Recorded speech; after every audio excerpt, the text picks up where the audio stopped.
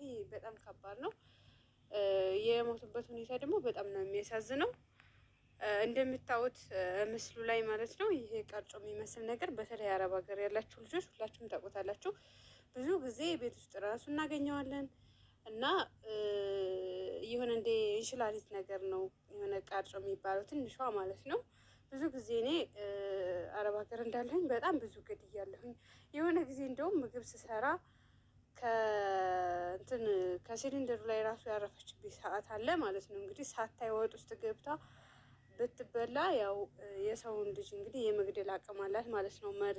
መርዟን እዛው ምግብ ውስጥ መርዟ ሲረጭ ማለት ነው። እንግዲህ እነዚህ 4 ቤተሰቦች የሞቱበት ምክንያት ምንድን ነው? እንደምታዩት ያው ጽሁፍ አለ። ያን ጽሁፉን ሳነበው ምንድን ነው ያው የምታዩት ይሄ ወጥ ነገር አለ። እዛ ወጥ ውስጥ ነው ምግብ ውስጥ የገባችው ሳትታይ። ከዛ እነሱ ወጡን ከሩዝ ጋር ነው የበሉት።